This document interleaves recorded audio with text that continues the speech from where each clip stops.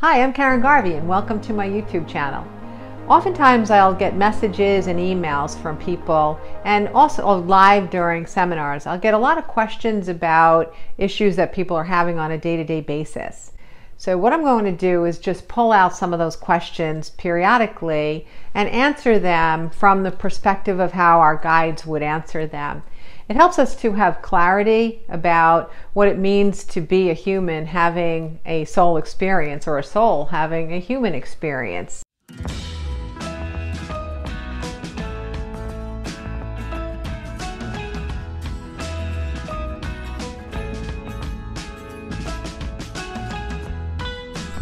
So today I'm going to look at a question that's not uncommon for me to receive, and the question is, I'm going through a lot of changes. How can I prepare myself, or how can I adapt?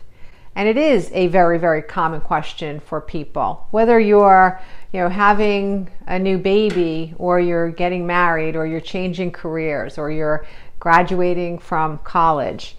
Every step that we take, that we intend to take, and then we embark on it, creates some sense of unrest because we don't know what we can expect from the future. But even beyond the goals that we set and what we deliberately undertake, there's change that's happening around us all the time that we might not have knowingly invited in. So being able to manage change is going to be one of the most important aspects of a human journey, of a human experience. It's going to be one of the most important qualities that you can foster in your own life, to be able to make sure that happiness is a constant and not something that's dependent on your external circumstances. Could you imagine if you had one day and you had to duplicate that day every day for the rest of your life because you were happy that day? And whether it was the kind of coffee you drank in the morning, or what time you got up, or whether the sun was shining or not, or what the season was, or who you spoke to, or what you did, whether it was a work day or a play day, if you duplicate that day every day for the rest of your life, you will get bored. I hope you will get bored. Think about that question that people like to ask to stimulate conversation. If you were deserted on an island, what are the two things you would bring with you, or what one book would you bring with you? And you contemplate it and you take that question seriously, because you think, well, what book could I live with and reread for the rest of my life? It becomes something that it's like, well, any book, I think I might have enough of it after a certain amount of time. And it feels like life is like that too. The world and nature and all of these happenings on the planet demonstrate that change is inevitable. Whether a change takes a moment, whether it takes a month, or whether it takes a million years, the carving of granite from drops of water, it will happen eventually. The metamorphosis of a caterpillar into a butterfly, it happens. It's inevitable. The change is inevitable. So if you were to take that concept that nature is always modeling to us things that help us to realize and take in and manage more as a part of our own opportunities, you can see that change is inevitable and you can't hold it back.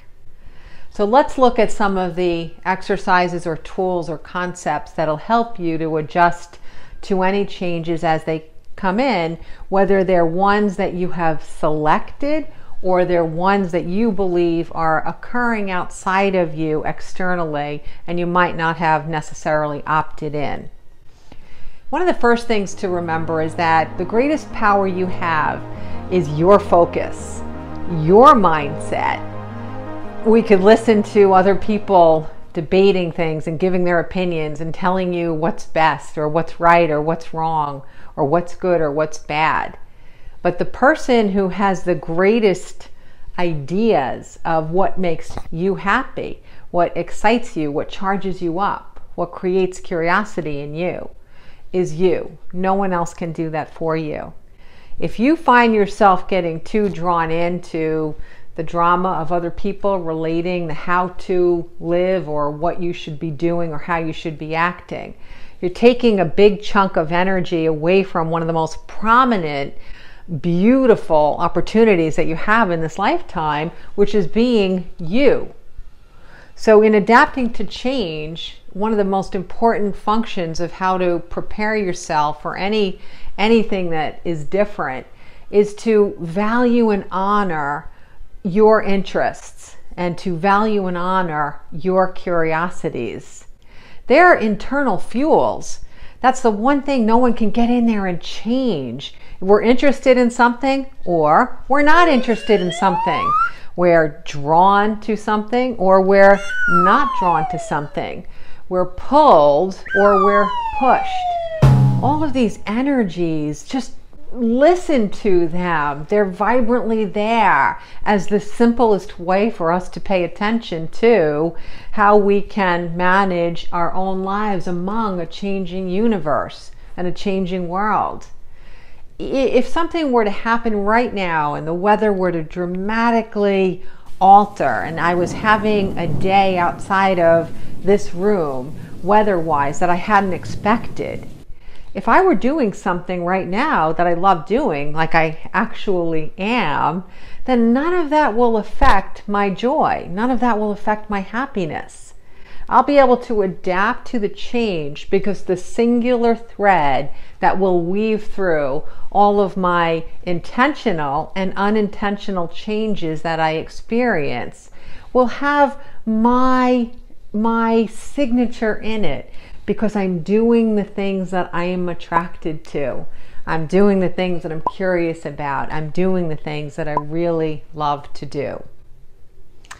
All of this concept of focusing on you and your natural strengths and your natural draw, it comes within that context of you do have to accept that change is inevitable, just as we mentioned, whether it's the granite or it's a butterfly, or it's a season, or it's people being born and people dying.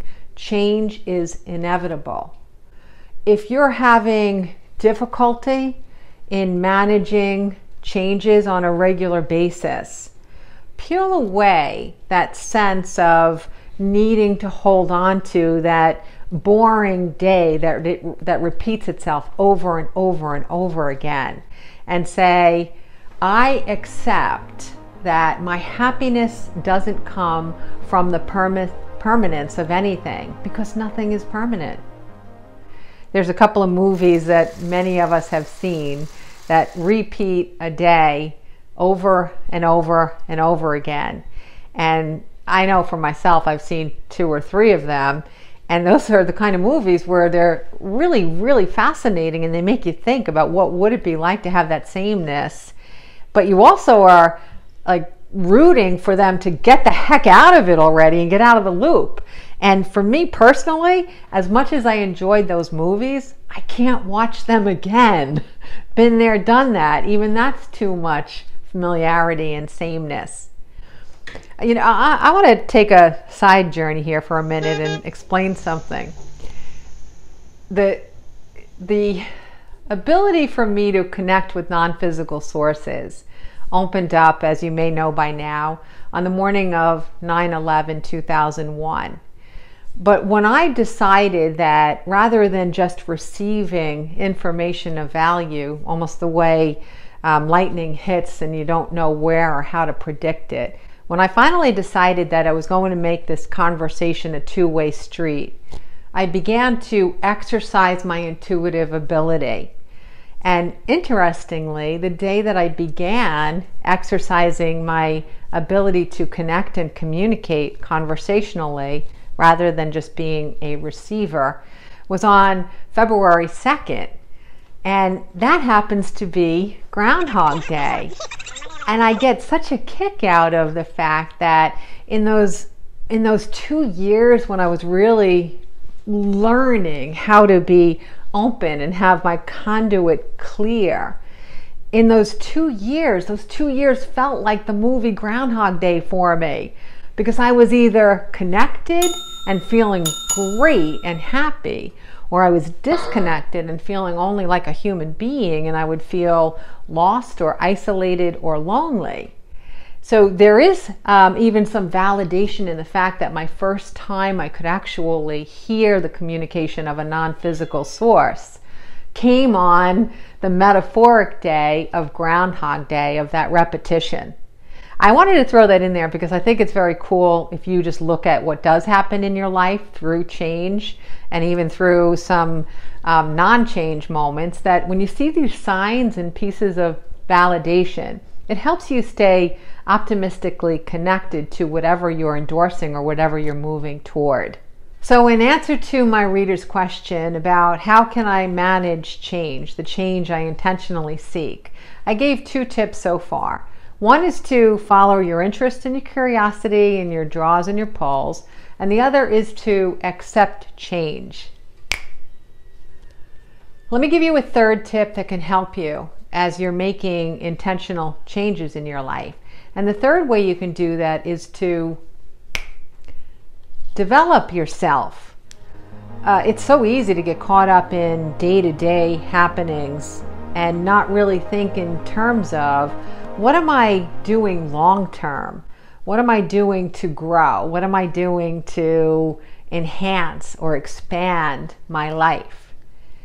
You might think that improving yourself means that you have to embark on going and getting a PhD, or you have to take a course online and get some kind of a degree or a certificate.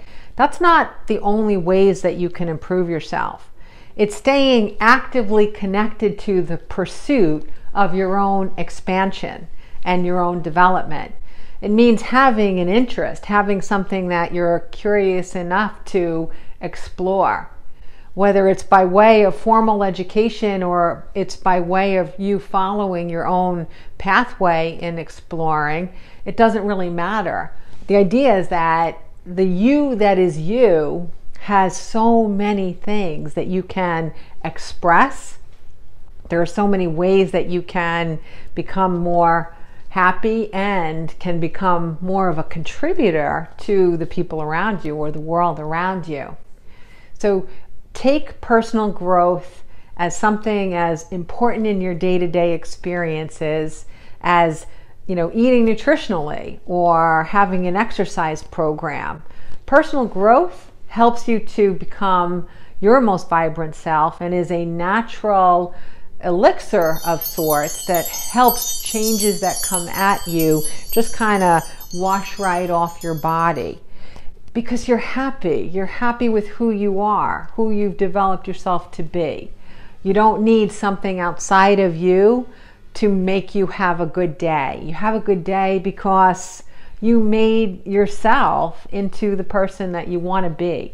You made yourself interesting. You made yourself interesting to yourself and therefore interesting to others. So carry on with the understanding that change will happen. Being the same day in and day out is boring. It's dull. We're not meant to stagnate. We're not meant to be living within a tiny band of the potentiality of our experiences. The undertaking of a goal, the desire to do something and to work towards something or to grow and to develop, that's as important as getting to the end game. The end game feels good perhaps, but the journey of exploration is just as fun and just as exciting. Do you see yourself as dull? No, not at all. Do things that you want to do and pursue them with fervor. So always embrace moving forward.